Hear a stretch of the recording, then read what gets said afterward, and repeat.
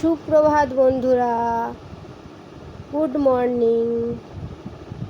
ফুলগুলোতে কত গাছটায় কুড়ি এসেছে গো, হলুদ হলুদ ফুল। রাধে রাধে। ভোর হলো, দোর খোলো, গোপাল সোনা ওঠরে, বন্ধুদের ডাক করে সবাই যেন উঠে পড়ে। গোপাল সোনাকে গাছের ফল দিয়ে খেতে দেওয়া হয়েছে, তুলসী পাতা দেওয়া হয়েছে। তোমরা সবাই জানো তুলসী পাতা না দিলে বাবু খান না। চলো সকাল সকাল পুজো সেরে নিয়ে জল খাওয়ারে চলে গেলাম। একটু গোলা রুটি খেতে চেয়েছিল ছেলে, তাই গোলা রুটি বানাচ্ছি। কী দিয়েছি এতে জানো? ময়দা আর একটু বেকিং পাউডার, একটু নুন, ব্যাস, আর কিছু না। এই দিয়েই গোলা রুটি বানানো হচ্ছে। একটু চা আছে, চা দিয়েই খাওয়া হবে। অনেকটাই বেলা হয়ে গেল গো বন্ধু, বিশেষ কিছু আর এটা দিয়ে খাবার বানাতে পারলাম না। অনেক কিছু রান্নাও করতে হবে, বিশ্বযুদ্ধ করতে হবে আজকে, বুঝেছো? আজকে ভীষণভাবে বিশ্বযুদ্ধ করতে হবে। তোমাদের কি সব চা খাওয়া হয়ে গেছে নাকি টিফিন খাওয়াও হয়ে গেছে তোমাদের? আমি তো সবে বানাচ্ছি, দেখা যাক, হলে তারপর খাবো। এই হলো প্রথম বিশ্বযুদ্ধ। মোচা ছাড়াতে কার কার ভালো লাগে বলো কিন্তু কমেন্ট করে। এত বড় মস্ত কাজ না মোচা ছাড়ানো, বলার কথা নয়। খেতে তো বেশ ভালোই লাগে, কিন্তু ছাড়াতে ও বাবা গো, কী কষ্ট যে হয়। আর তোমাদের দাদাভাই মোচা খেতে খুব ভালোবাসে, সপ্তাহে মনে হয় 2-3টে করে মোচা নিয়ে চলে আসবে। হয়ে গেল বাটা মাছের ঝাল আর মোচার ডালনা। আপাতত বিশ্বযুদ্ধ শেষ দুপুরের।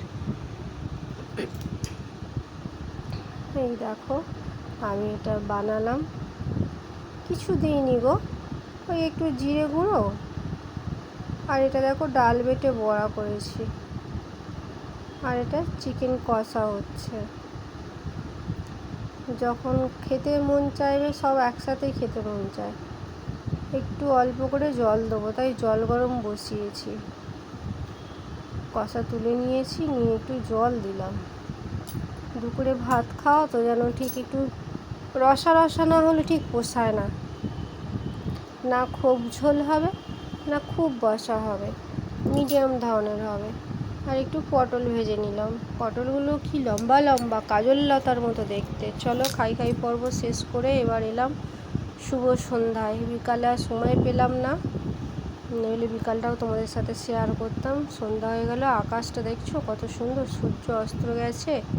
ওই নারকেল গাছের আড়ালে দেখো লাল মতো দেখতে লাগছে, রাস্তাটাও অন্ধকার অন্ধকার মতো হয়ে এসেছে।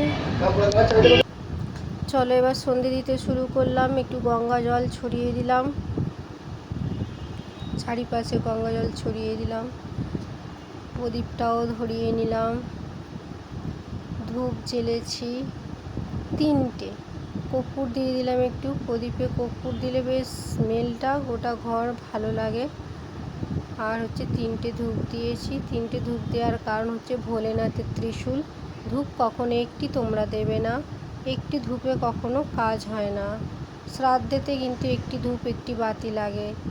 আমাদের গুরুদেব বলেছিলেন একটি দিতে নেই, 2টি দাও। আর এই হলো ধুনোর জোগাড়, একটু ধুনো দিয়ে দিলাম। গীতা পড়বো। আজ কী বার জানো বন্ধু? আজ শনিবার। অন্যদিন নিরামিষ খাওয়া হয়, যাই হোক আজ হয়নি, দাদাভাই বাড়িতে আছে বলে। দেখো আমি একটু গীতা পড়ে নিলাম।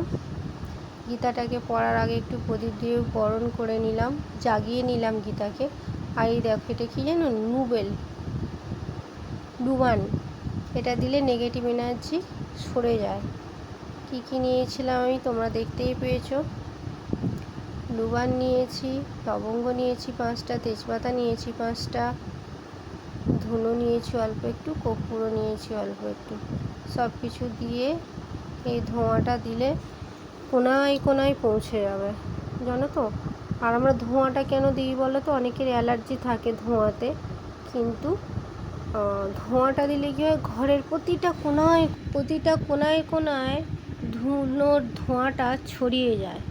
যদিও কোথাও কোনো মাকড়সার জাল বলো, কোনো পোকামাকড় পড়ে বলো, সেক্ষেত্রে পুরোটাই সরে যায়। আমাদের ঘরে প্রতিদিন ধুনো দেওয়া তো হয় না, সপ্তাহে একদিন দেওয়া হয়। সবাই সংসারের কাজ নিয়েই ব্যস্ত, আর যেটুকু সময় পায় একটু রেস্ট নেওয়া হয়, এই আর কি।